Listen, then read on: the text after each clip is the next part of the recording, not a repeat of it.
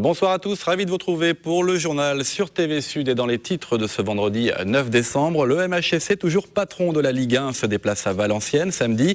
Comment les footballeurs montpelliérains vont-ils aborder ce match? Réponse dans un instant. Et puis, en 10 ans, le crédit municipal de Nîmes a multiplié par 2 le nombre de prêts sur gage. Et quand les particuliers ne peuvent pas rembourser, les objets déposés en caution sont vendus. Une vente aux enchères annuelle qui avait lieu cet après-midi. Enfin, dernier épisode de notre série de la semaine consacrée au flamenco en Espagne en janvier au Festival de Nîmes. Une soirée sera consacrée à la région d'Extrémadure, proche du sud du Portugal. Vous découvrirez ce soir la ville de Badajoz qui veut exporter sa culture flamenca à Nîmes. Rendez-vous à la fin de ce journal.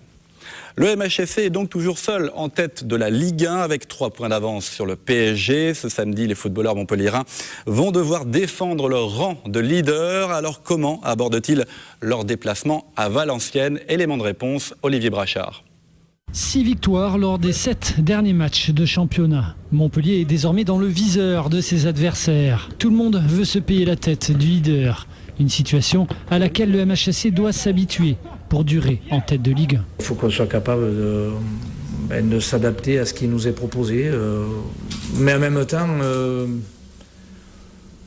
c'est un petit peu ma philosophie aussi. Je crois qu'on a une équipe, on a une façon de jouer. Je crois qu'il faut s'occuper de l'adversaire, bien sûr, mais pas trop non plus. Samedi, Montpellier se déplace à Valenciennes, un adversaire à la peine en championnat. 17e, à 22 points du MHSC, les hommes de Daniel Sanchez seront obligés de faire du jeu. Cette saison, Montpellier a mûri. À l'extérieur, il sait qu'il faut parfois faire le dos rond.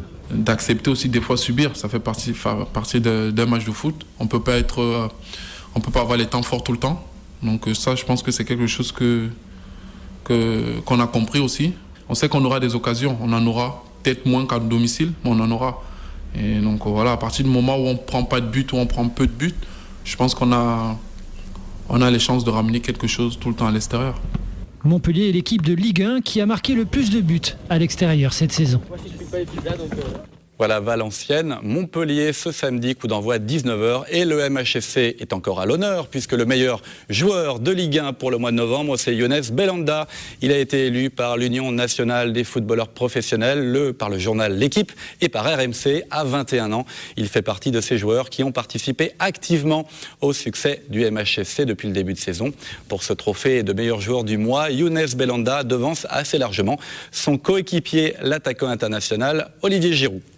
Et puis un autre événement de handball, cette fois, le Final Four se passe à Nantes. C'est le combat de 4 clubs pour décrocher la Coupe de la Ligue. Tout va se jouer en un week-end, c'est le principe. Samedi, les 2 demi-finales avec Montpellier-Chambéry et qui espère, Montpellier évidemment, jouer la finale. Ça se passera dimanche. Revue des troupes, Montpellier-Rennes, elle est signée Olivier Brachard. Le chiffre 7 comme le nombre de Coupes de la Ligue remportées par Montpellier. Depuis la création de cette compétition, 3 éditions seulement ont échappé au MHB. Cette année, les Héroltais sont encore favoris, même si la défaite de dimanche dernier à l'Arena, dans les dernières minutes du match face à Kiel, a mis un sacré coup au moral. On n'a pas su passer devant quand il fallait et gagner le match. Donc c'est vrai que le lundi matin, on avait un peu mal à la tête. Bon, il faut s'y remettre. On a des gros matchs de Coupe de la Ligue et de championnat qui arrivent. Et donc il faut repartir. Et voilà, il faut savoir se relever. Ça fait partie du sport de haut niveau. Psychologiquement, les Montpelliérains sont vraiment rentrés dans la préparation de ce Final Four de Nantes que depuis jeudi. Habitués à ce type de compétition, une demi-finale et une finale éventuelle dans le même week-end, Montpellier doit d'abord franchir un obstacle en demi, Chambéry. Le défi, c'est pas de battre Chambéry, c'est pas un défi ça. Le défi, c'est de gagner 2 matchs, peu importe l'adversaire, pour gagner un trophée. La vraie réalité de cette compétition, c'est celle-là. Peu importe les adversaires, l'important c'est de gagner les 2 matchs qui nous séparent du trophée. Au club, tout le monde se souvient de la Coupe de la Ligue 2009. Montpellier croyait avoir fait le plus dur en éliminant Chambéry et s'était incliné en finale face à Istres. À bon entendeur, salut. Voilà, à suivre donc tout le week-end le Final Four. Il s'appelle Jean-Marc Governatori, c'est le secrétaire national de l'Alliance écologiste indépendante et il est candidat à la présidence de la République. Il faisait étape aujourd'hui à Montpellier pour se faire connaître et récolter de nouveaux parrainages. Il n'en a que 50 pour le moment sur les 500 nécessaires pour valider sa candidature. Mais Jean-Marc Governatori est confiant, il ne se positionne ni de droite ni de gauche. Son parti a aussi décidé de présenter des candidats partout en France pour les législatives législatives. Je vous propose d'écouter ce nouveau candidat à la présidentielle. Il est passé dans nos studios tout à l'heure. D'une part, nous sommes le seul mouvement politique d'ampleur nationale, puisqu'on se situe dans les 10 premiers partis français qui nous positionnons au-delà du clivage droite-gauche. On n'a pas d'état d'âme entre le PS et l'UMP. D'autre part, nous sommes sensibles aux non conventionnels. Par exemple, nous demandons la reconnaissance des médecines non conventionnelles. En termes d'éducation, on est sensible aux écoles Steiner, aux écoles Montessori, aux écoles Freinet.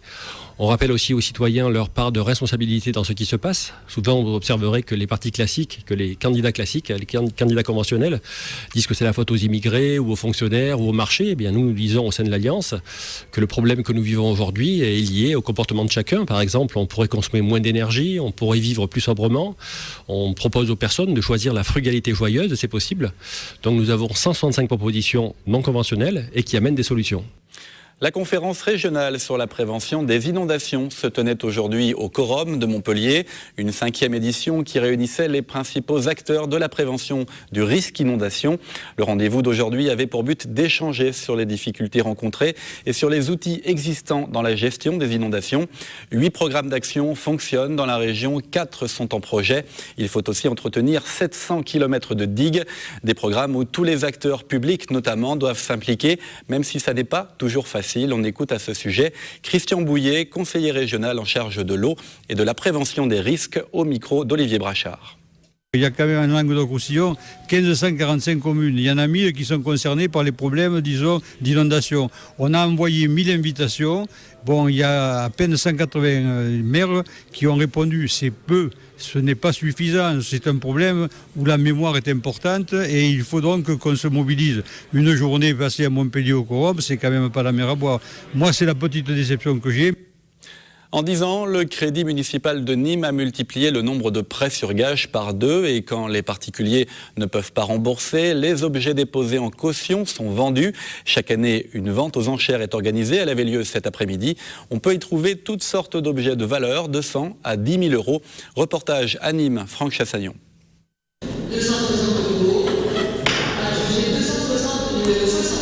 260 pour une bague, plus de 1000 euros pour ce collier. Le Crédit municipal de Nîmes organisé aujourd'hui, Chapelle des Jésuites, sa traditionnelle vente aux enchères, la 9e du nom. En vente, des objets de valeur déposés par des personnes qui ont parfois du mal à joindre les deux bouts. Les objets ne nous appartiennent jamais. Ce sont des objets qui ont été laissés par les clients qui, pour des raisons diverses, soit qu'ils ne pouvaient pas rembourser, soit qu'ils ne souhaitaient pas, sachant quand même que le surplus des ventes leur est reversé. Donc nous ont confié des objets et nous cherchons à les vendre dans les meilleures conditions possibles. Dans la salle, des professionnels, des anonymes et des amateurs, des acheteurs avertis pour la plupart d'entre eux. 2 heures avant la vente, avant de se lancer, tous ont pu apprécier la valeur des objets présentés, les toucher et même les essayer. Je voudrais bien essayer les petites boucles d'oreilles là qui sont ravissantes et qui j'espère ne monteront pas très haut. Lynn est une habituée. Chaque année, elle s'installe au premier rang pour tenter d'obtenir son coup de cœur. Aujourd'hui, les fameuses boucles d'oreilles. Prix de départ 450 €, mais l'objet est très convoité, du coup les enchères s'envolent. 880, j'adjuge à 880, adjugé 880. 880 €, Lynn repartira finalement avec ses boucles d'oreilles. Oui, satisfaite. J'aurais espéré l'avoir un petit peu moins, mais je me suis fait plaisir. La plupart des objets ont trouvé preneur. L'an dernier, la vente avait rapporté 156 000 €. Le bénéfice est ensuite en partie reversé aux anciens propriétaires de ces produits gagés. 130 adjugés. Un nouveau complexe immobilier sort de terre à Juvignac, près de Montpellier. Un premier équipement qui accompagne le projet de centre de balnéothérapie prévu dans la ville. Pour accompagner les futurs thermes de Juvignac, il y aura donc plusieurs résidences. D'abord pour les touristes qui pourront aussi accéder au golf. Mais certains bâtiments seront dédiés au logement et le personnel n'a pas été oublié, comme le rappelle le promoteur du projet au micro de Jean Brun. Il y a une partie effectivement qui a été vendue à des investisseurs et qui va servir à tout simplement héberger les gens qui vont travailler sur le site, puisque le site entre la balnéo, l'hôtel et la résidence de tourisme va à peu près apporter une 50aine d'emplois au niveau de la commune. Donc il faut les héberger, il faut qu'ils soient proches de leur lieu de travail et donc cette résidence-là est faite en partie pour ces gens-là. Voilà, et cette nouvelle résidence sera livrée au deuxième trimestre 2012. Le froid et la neige vont-ils un jour arriver? C'est la question que se posent les professionnels des stations de ski. Dans les Pyrénées et notamment à Font-Romeu, les responsables sont inquiets car les vacances de Noël démarrent dans une semaine. Et pour le moment, la neige n'est pas annoncée. Il y a bien les canots à neige, mais ils fonctionnent en dessous d'une certaine température. Et pour le moment, il a fait beaucoup trop chaud, mais la situation semble s'améliorer. C'est en tout cas le sentiment d'un responsable de la société qui gère la station de Font-Romeu. Je vous propose de l'écouter au micro de Jean Brun. Depuis maintenant 8 jours, on produit chaque nuit de la neige. Les températures se relèvent quand même en journée, donc on est obligé d'interrompre l'activité des canots en journée. Et on s'oriente vers une période de froid un petit peu plus marquée dans les jours qui arrivent. Donc on devrait être en mesure de fabriquer un peu plus longuement nuit et le jour, espérons-le, pour pouvoir préparer les pistes pour l'ouverture prévue maintenant le 17 décembre, premier jour des vacances de Noël. C'est peut-être un effet positif de la crise. L'année s'annonce plutôt bonne pour les professionnels du tourisme rural dans le Gard. L'association des Gîtes de France annonce même une augmentation de fréquentation de 10% en 2011 dans le département. Les consommateurs trouvent une grande diversité d'offres, de l'accueil à la ferme, chez l'agriculteur qui complète ses revenus, jusqu'au haut de gamme géré par de véritables professionnels. Exemple à Baron, près d'Uzès, Nicolas Pinchineau. C'est dans la maison d'Ulysse Dumas, poète archéologue mort au début du XXe siècle sur la commune de Baron, près d'Uzès, que se sont installés Guy et Gauthier.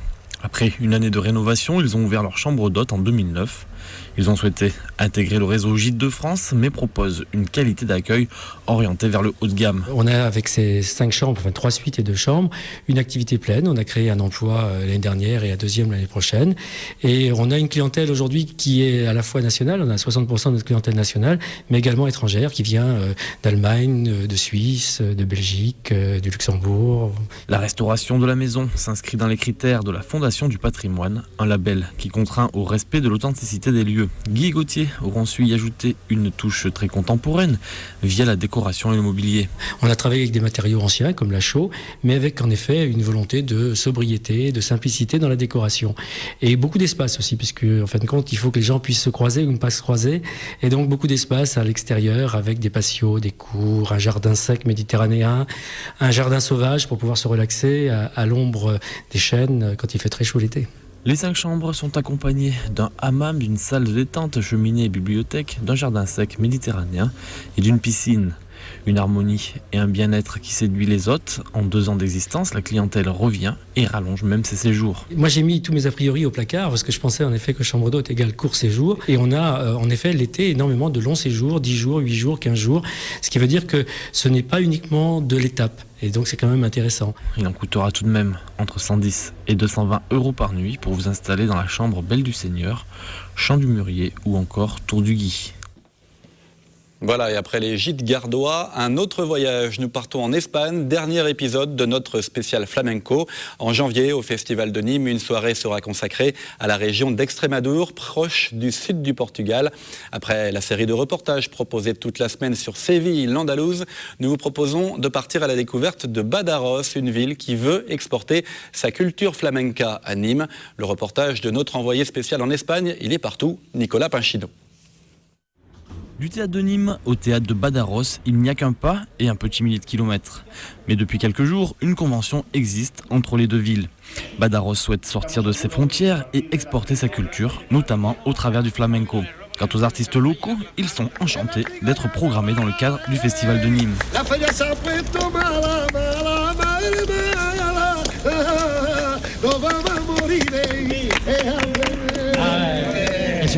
J'ai le sentiment que Nîmes est sud, que le flamenco est sud et qu'on est sud nous aussi. Et là, on a tout dit. Je suis ravi de venir au Festival de Nîmes. C'est une terre de flamenco et de taureaux. Et puis, ça nous permettra de remplir nos gamelles. Une culture flamenca que l'on retrouve du côté du quartier gitan de Badajoz. Au pied du château, la Plaza Alta domine la ville et en descendant les ruelles étroites, les bars résonnent au son de la fiesta.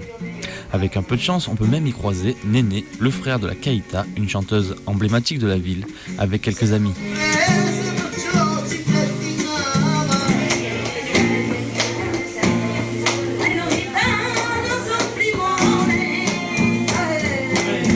Badajoz est finalement une ville qui ressemble beaucoup à Nîmes. Sa plaza de taureaux, ses ferias, son quartier gitan, sa passion pour le flamenco. Rendez-vous à Nîmes le 20 janvier pour la soirée Raza Flamenca Extremadura.